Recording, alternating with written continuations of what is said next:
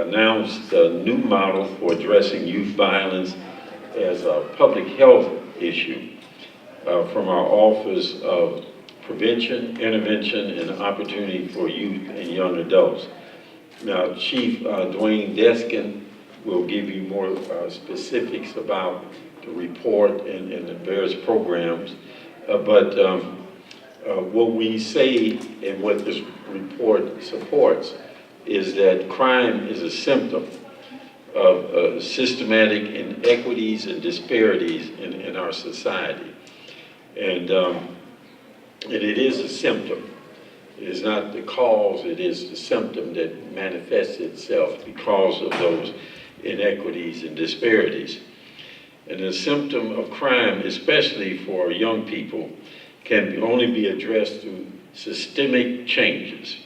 That's why I created the Office of Prevention, Intervention, and Opportunity for Youth and Young Adults, and I hired Mr. Deskins and made it a cabinet level position so that he would have the authority to do the things he needed to do to coordinate activity internally in government, as well as have the prominence and authority to interact with external partners. The purpose of this office is to find and connect young people, whether they're youth or young adults, to programs, support systems, jobs, and educational opportunities. Now, these are young youth and young adults that may be involved in criminal activity, those so-called youth at risk that will risk of getting involved in criminal activity, but also those who are just doing right in spite of all of what's going on around them. In spite of it all, they're still doing the best they can. Now, this model fits into and enhances the things that we're already doing. And let me just mention a few of those things.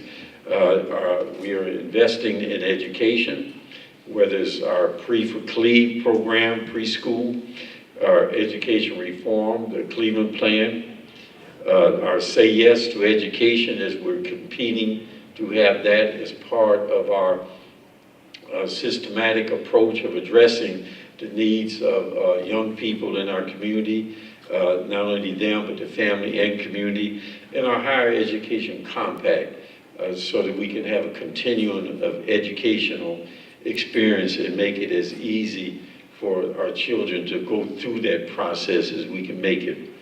We're investing in jobs and wealth creation through a community benefits program.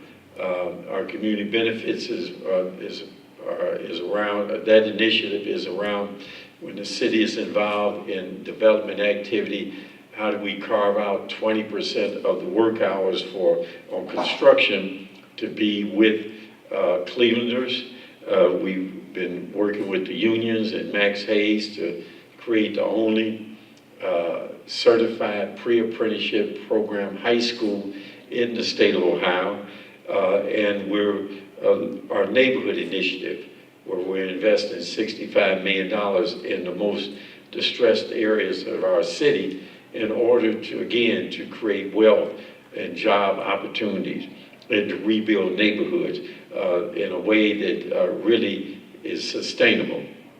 Investment in public safety, our NICE unit, a unit that Deputy Chief Drummond and maybe Mr. Deskins can go into details about, our partnership with our federal, state, and county law enforcement agency, in community engagement and policing activity as we use our consent decree as really a blueprint for reform, not just doing one thing and then this other thing, and then them not being sustainable because it doesn't fit into an overall reform. So our consent decree we welcome, and we welcome as a blueprint to allow us to have a framework for real reform in regards to the division of police and creating a better relationship with our community.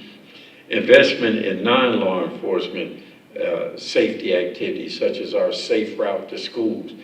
We've already invested $5 million, and we're adding another $8 million to that, so as we can do demolition around abandoned property around K-8 schools.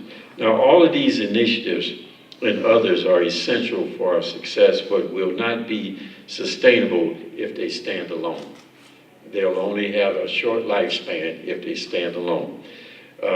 This public health model, through this initiative and through this report, helps us provide the infrastructure necessary to ensure success, which means for me and for us, it will serve as a framework, an infrastructure, so that we can plug in all of these initiatives and really have them connect in the way that they should connect, so we can have an effective and sustainable outcome, the outcome that we want. And finally, everything that we've done and we've been successful at in Cleveland, we've done as a community. Night in isolation. So this is public, private, and philanthropic. And all of what we do, if we're going to be successful, we have to accept and own the responsibility of that success and that failure as an entire community. So I want to introduce Mr. Deskin, who will go over the program itself and his report in some detail, and then he'll introduce who's coming up next, okay? Thank you very much.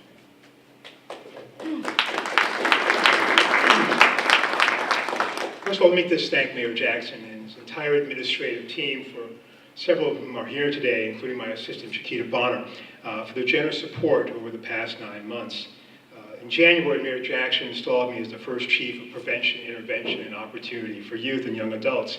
And his focus was clear: create an enduring and comprehensive, multidisciplinary, and data-driven plan which prevents violence by youth and young adults, driving up the wheel of opportunity. As you can see in our board number 1, the mayor was right to focus in on opportunity, because indeed, as General Douglas MacArthur noted, that on earth there is no security, there is only opportunity. And as added by Albert Einstein, all that is valuable depends on opportunity. This citywide strategic plan, which is being unveiled today, promotes wellness and resiliency, or otherwise known as opportunity, among young people and communities exposed to interpersonal violence and decades of ongoing structural violence.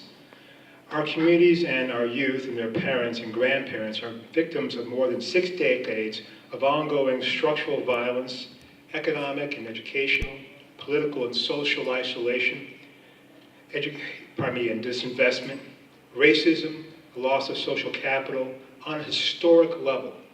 Then, as if that was not enough, we add real and perceived fear of crime and violence. You can see a depiction of that in board number 2. The tremendous and sustained loss of social and economic educational opportunities, especially for young people, create the adverse health conditions known as chronic or toxic stress. This is necessary to create and indeed transmit violence from individuals to whole communities. We can see the systems of toxic stress in stubbornly high levels of infant mortality, decreases in learning and memory, lower educational attainment, underemployment, unemployment, poverty, low life expectancy, vacant and abandoned houses, economic disinvestment, alcohol, substance abuse, and for a smaller percentage, violence. Left unchecked, toxic stress is like a contagion. It spreads through individuals and whole communities, and no human, regardless of race or gender, is immune. And as a result, reactive efforts using law enforcement alone has not stopped violence here or across the nation. This strategic plan relies on the public health model, which is the only model designed to achieve a healthier neighborhood and a safer city. The strategy, by definition, focuses on preventing violence before it occurs. Researchers in the field of neuroscience and biology and epigenetics have consistently identified unaddressed toxic stress from interpersonal violence and decades of ongoing structural violence as the root biological cause of the myriad of intergenerational adverse health, educational, economic, and behavioral problems, including violence, faced by big city urban poor, especially our youth and communities of color. These systems of toxic stress spread beyond the individual, as I said, into a whole community, and can be seen in that community on 3 levels. Again, I direct your attention to board number 2. Incohesive social, cultural environment, a deteriorating built environment, inadequate educational, economic, and employment environment. Building resilience is the key. because it allows individuals in the community to recover and thrive despite these adverse conditions. And you can see an example of that in our board number 3 there. The mayor's strategy involves 5 elements and dozens of associated action steps, which you can see on pages 11 through 19 of the report. It can be completed in 6 months. These 5 elements organize our partners into 5 subcommittees, bringing together subject matter experts and aligning their multidisciplinary skills and talents to achieve an overall city goal. And you can see that example of that flow chart there in the far corner to the left. Our prevention plan will be headed by our prevention subcommittee to promote individual healing and wellness for youth and young adults, and also our social and cultural environment.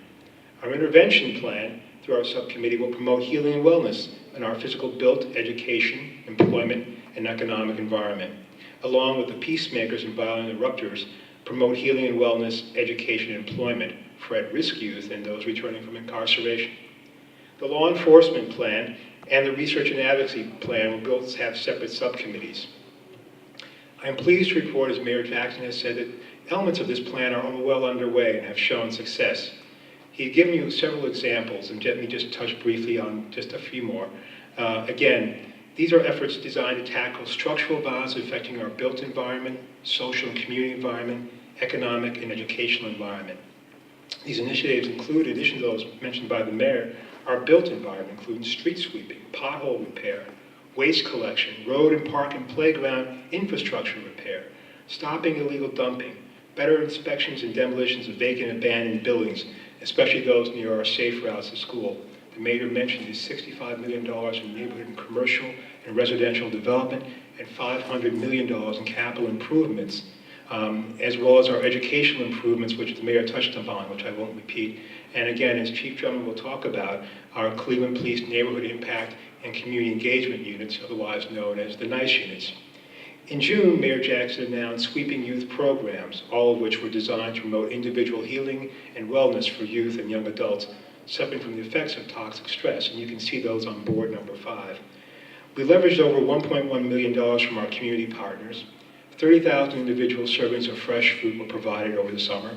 100 SNAP applications, which according to the food bank is the equivalent of 78,300 meals.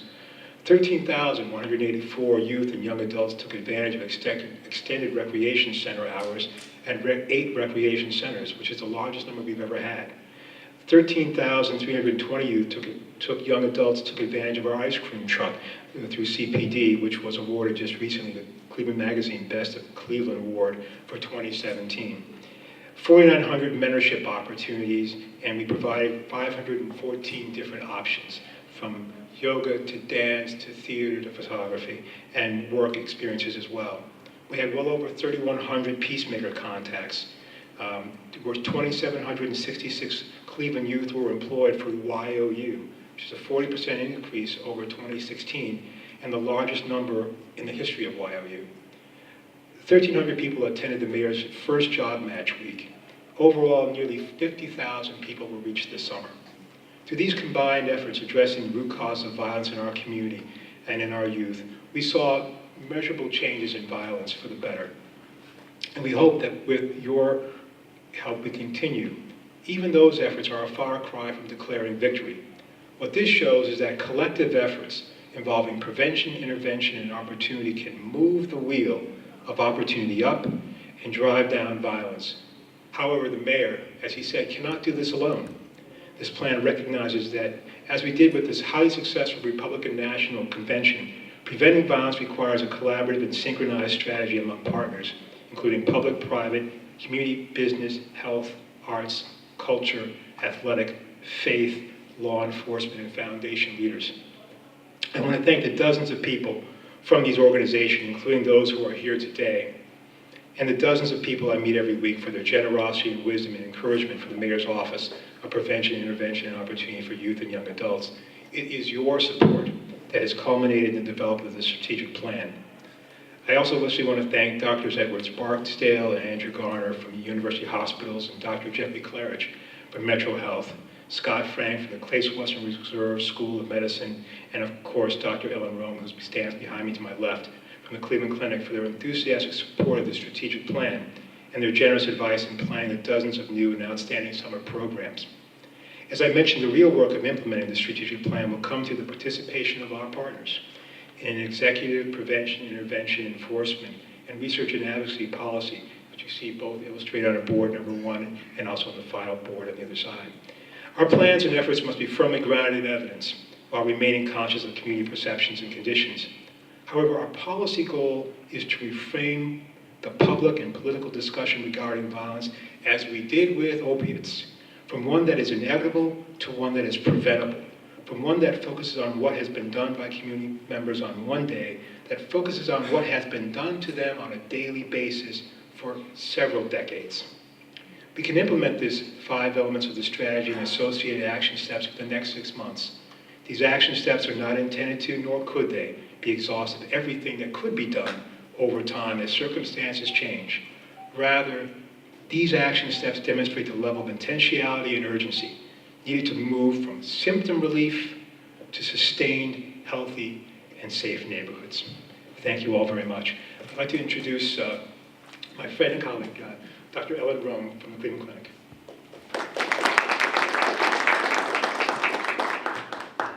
I'm head of adolescent medicine at the Cleveland Clinic, so I see a lot of teens in my office. I am invested in everything that works towards positive youth development. How many of you have heard before today the term toxic stress? So most of you. So as you all know, toxic stress is how the daily stresses of these kids' lives affect their health and their family's health and the community health. It is a public health issue, which means it needs a public health solution, which means all of us. And when you think about it, if a kid comes in my office, as has happened all too often, and she saw yesterday her cousin shot in front of her on the street, in front of her where she lives, she feels unsafe. It's impossible to learn, it's impossible to grow, it's impossible to move forward until you somehow address that toxic stress and give them the tools. Right now, we talk about sometimes problem youth. That was kind of a 90s term. Now we've gone to, instead of just having kids have resiliency, meaning they've dealt with some bad stuff and now have to figure out the tools to overcome it, we'd like to move to positive youth development, where every kid is not a problem, but an asset and a solution. And kids are empowered to make the right choices, to be partners in their own future, so that they really can be the future we want them and would love them to be, and have the future that we would love to see for them. I'm in a generation where I've been told, your kids may not have it as good as you had. We want these kids to have it better than where they've come from. And all of us together can really make a difference by investing our time, our energy to change the dialogue, change the script, change the solutions, from a police to a community service to a Boys and Girls Club to a school to an in the office, how we train our med students and younglings, how we interact with kids from preconception through all the way when they're launched, hopefully in that college graduate career. So we're trying to partner together to make all that happen. Thank you all for being here and for investing your passion to see if we can make our futures for our youth one without violence.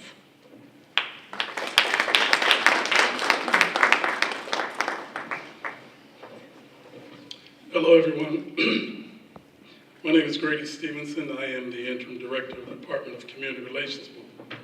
I'm here today to give an update of some of our programs that have been afforded to us by the passing of Issue 32, a comprehensive effort to combat youth violence.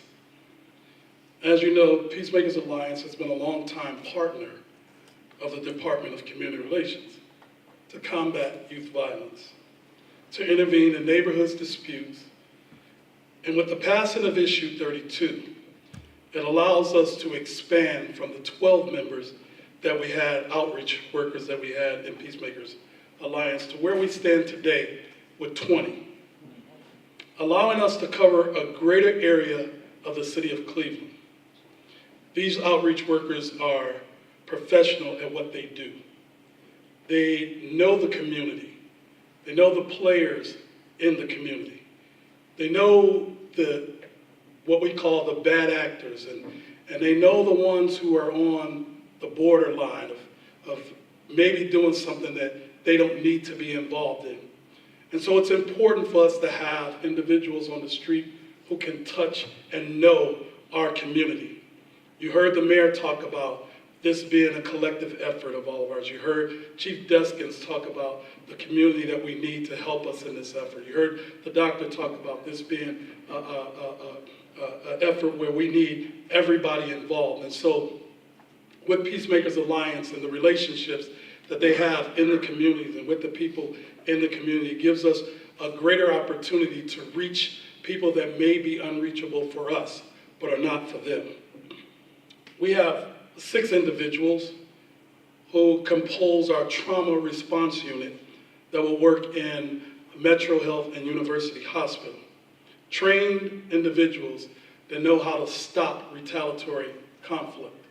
It's very important for us that when things happen, for us to get in front of the retaliatory action. And so with these young men and young women who work in the hospitals to stop this, it helps us to have a greater influx with the people who are engaged with the ones that have been inflicted by violence. And so with them working in the hospitals, it gives us a leg up on stopping the retaliatory action. Peacemakers Alliance, in conjunction with Colors Community, provides a viable resource for our youth, offering them mentorship, training, and motivational component that we need so much.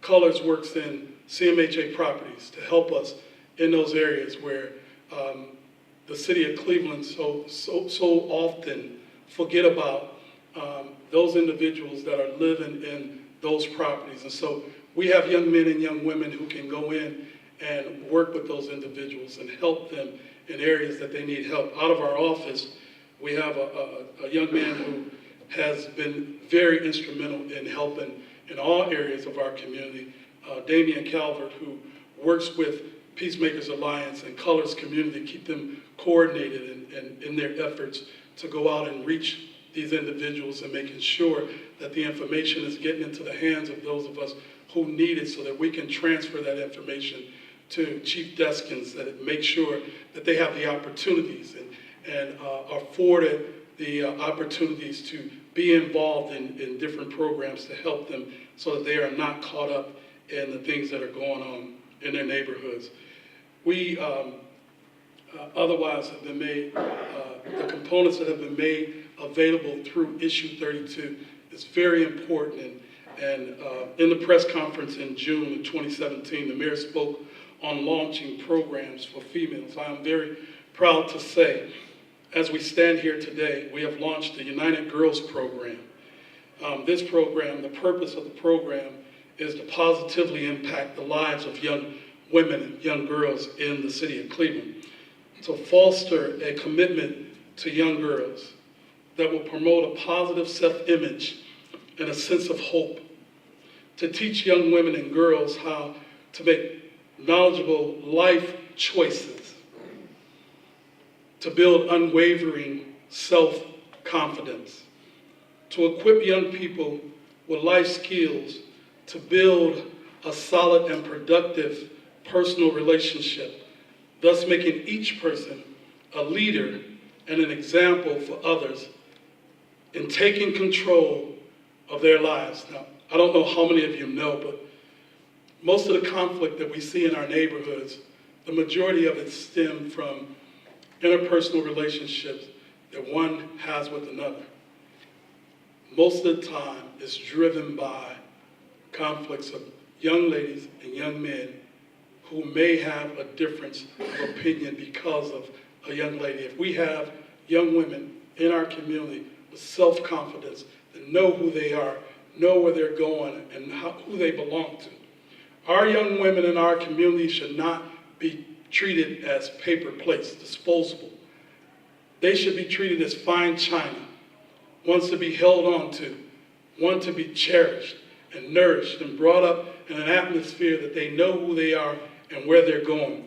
This program that we're talking about today will help them in that area and help them. This program was established as a 9-week session, 2 a day per week, beginning executed by 4 mentors and facilitators, each targeting 25 girls at 4 different locations, focusing on the same topics substantially and helping them to realize their potential.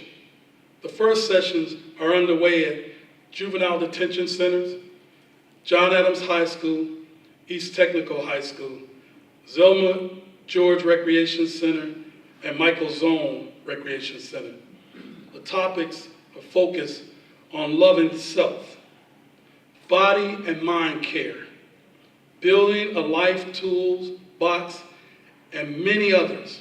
The program ends with identifying mentors and wrapping around services and care that will stay with these young women beyond the 9-week program.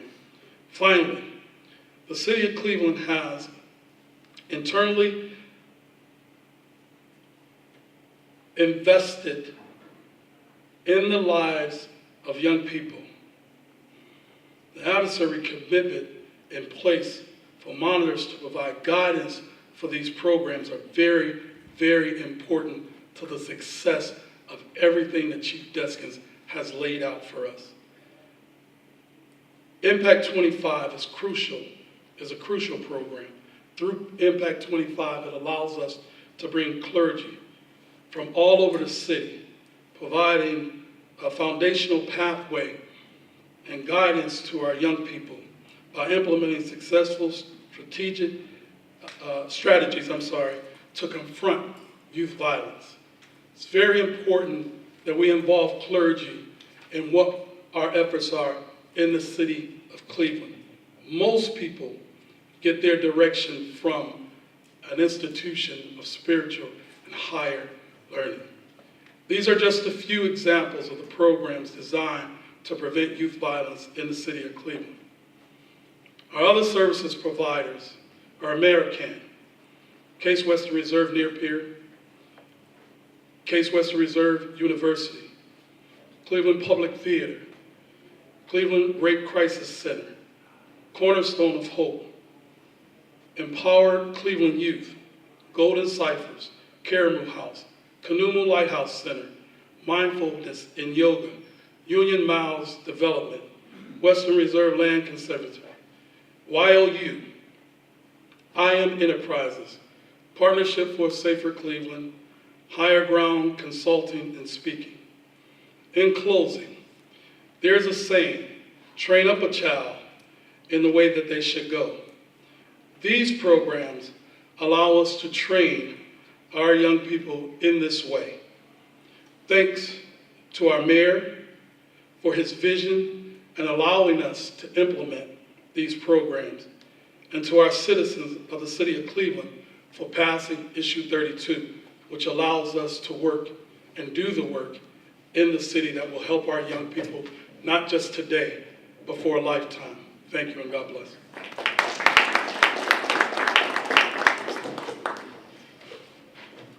Good afternoon, everyone. I'm Wayne Drummond, Deputy Chief of the Cleveland Division of Police, and on behalf of Chief Williams, who couldn't be here, I'd like to say that I've read the plan.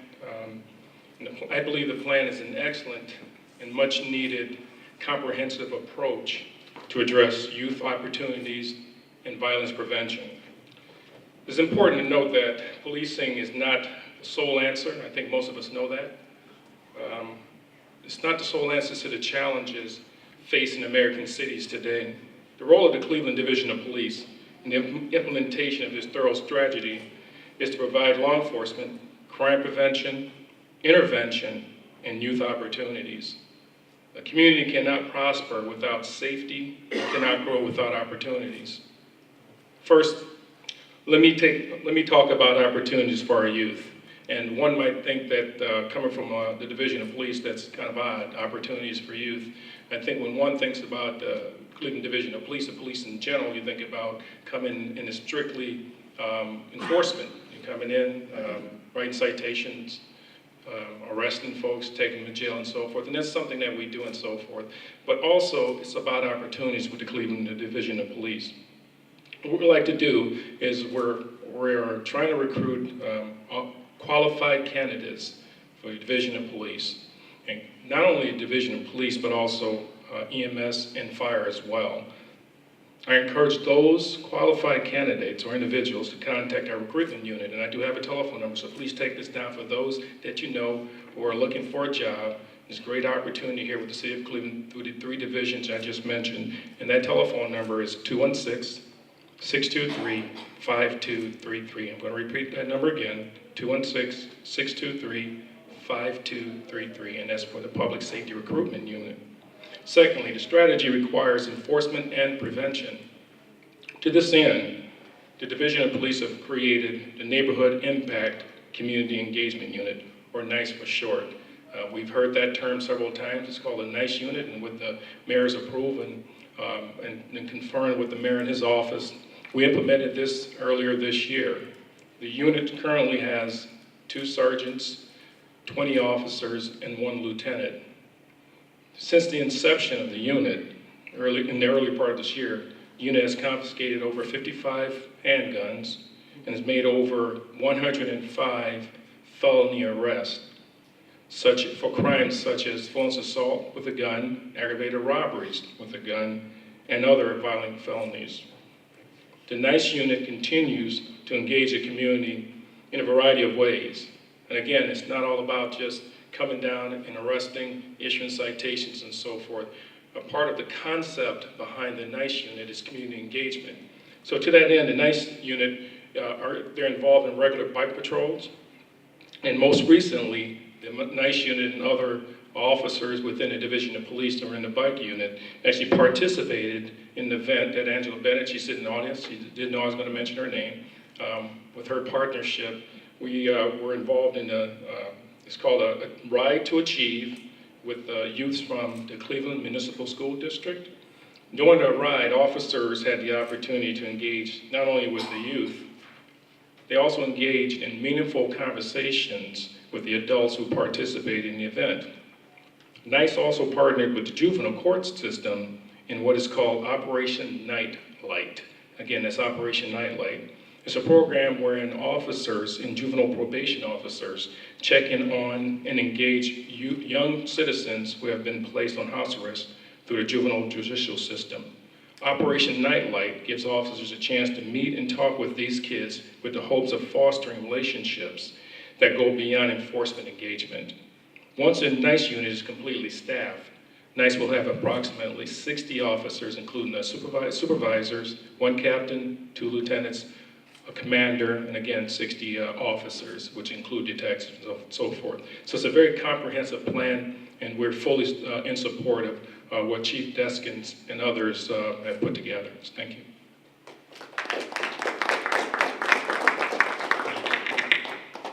Good afternoon, everyone. My name is Nancy Mendez. I'm the Associate Vice President of United Way of Greater Cleveland. I'm always looking for opportunities to learn something new, and I want to thank the Chief of Communications for teaching me about the 3 B's, which is to be brief, be bright, and be gone. So I promise to do that for you, Mayor Jackson. As you've heard throughout this discussion, youth violence isn't a one-dimensional issue, nor can it be confronted in such a fashion. United Way of Greater Cleveland is in alignment with the City of Cleveland report, Youth Violence as a Public Issue, revealing that we must address youth violence in a holistic approach. We firmly believe that poverty is a root cause of youth violence, as well as so many other issues throughout our community. As we have learned through our community assessment of Cuyahoga County and our partners, poverty is a trigger for violence and crime. That's why we must come together to collectively tackle a powerful grip of violence that arises from poverty and lack of opportunity. We believe funders like United Way, the public and private sectors, nonprofits, and government are most effective when we work collaboratively and with a common goal. We agree that we need to work together to wrap holistic services around people to overcome poverty. We at United Way focus on wrapping holistic services around the child, family, and their neighbors with programs that provide children with basic needs such as food, shelter, and clothing, offer after-school activities, safe places to play, and mentoring programs that provide a positive environment, provide much-needed interventions through counseling and therapy for youth that have experienced traumatic events or witnessed trauma, and most importantly, hope and opportunity through offering sound education and employment opportunities. Today's event is a great example of coming together to address youth poverty as a public issue in our community. With a shared vision and passion to empower and impact our youth away from the clutches of violence, we will also be fighting the hardships of poverty. Thank you.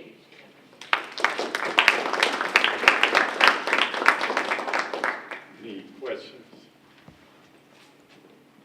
Okay, since there's none, we'll all be, yes, ma'am. Resident of Cleveland, what about the shootings in Cleveland? All the shootings, Shootings? the shootings. Well, that's what this is about. This is about how do you address shootings and youth violence and use of guns and that violence.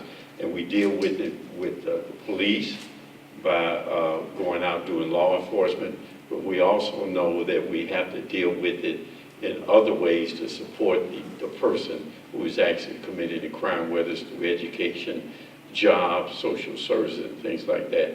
But the immediate side of that would be through law enforcement and how law enforcement would address those things.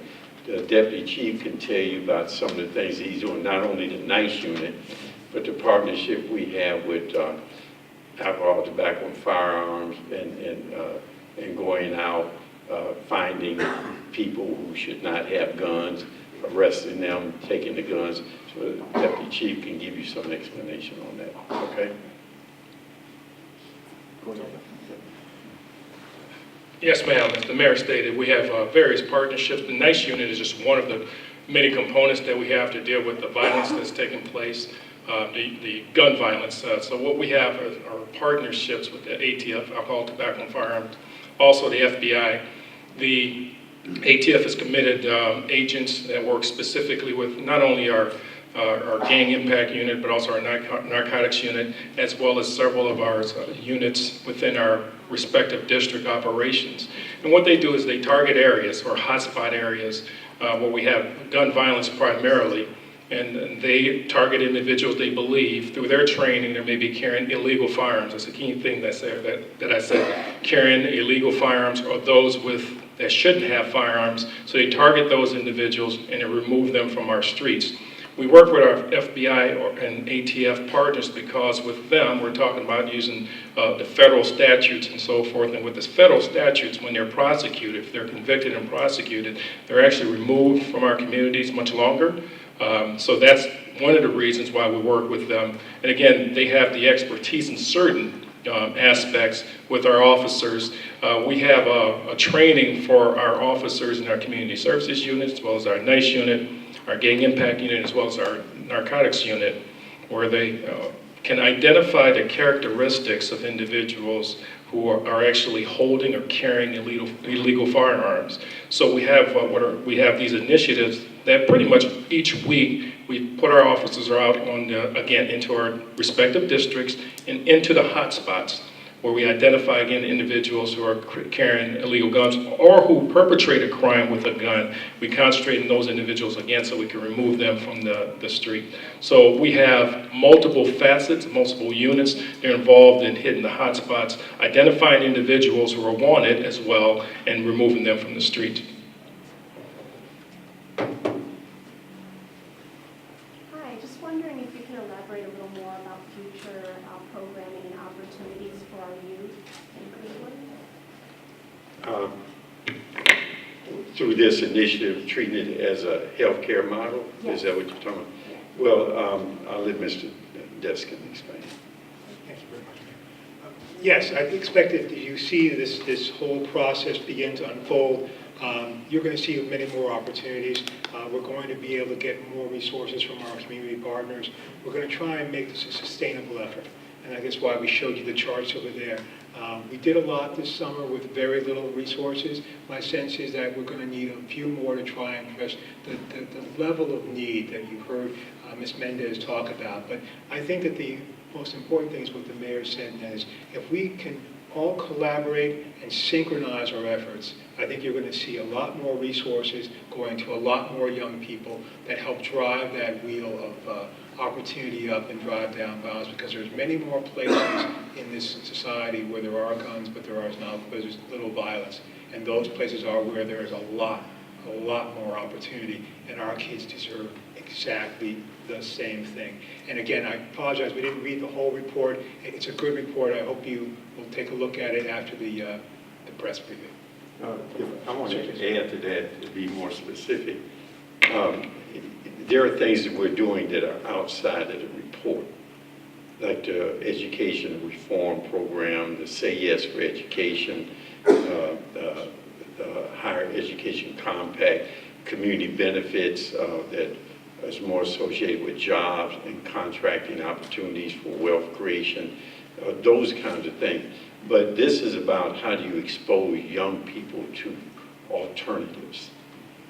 And there's, when you get the report, do we have enough copies for everybody? Yes. We'll give you the report, and then what you're going to use is go through it, and it talk about specific things that we're doing, and then you can plug in. But this initiative, this report, is really about creating infrastructure. Part of what happens is there are about 5 subcommittees, and those subcommittees are responsible for different components of this. And what we would like for this report to do is to help create that infrastructure so that people can plug into it. There are a lot of things going on, whether it's with the police, or whether it's with education, or whether with YU jobs, whether it's at the rec centers. There's a lot of things going on. But there are programs, and programs in and of themselves will have minimum impact and will not be sustainable if we don't bring them together in a way that they complement each other. That is what this is supposed to do, and it treats it as if not as a criminal matter, it treats it as a healthcare matter. So if you look at it that way, then it's a different approach. Anyone else before we wrap up? Thank you. Yes, sir. Just curious, transportation is a part of this model. Certainly there are some areas of the city that lack easy access to public transportation, others. What kind of consideration have been given to that? Well, I don't think it addresses transportation per se. I know that if you transportation in relation to jobs or going to school is, there are some issues. Even if people aren't young and they're not committing crime, transportation is the issue. When I go to senior high rises, that's a major concern that they have. This does not address that per se, but that issue around transportation is something that where RTA has to be brought into the loop and see how it fits in. But it's transportation, particularly public transportation, is a concern of people who would never even think about committing a crime. And so it has different aspects to it. So this is not about specifically, it doesn't specifically address transportation. Okay. Well, again, thank you very much for showing up. Thank you.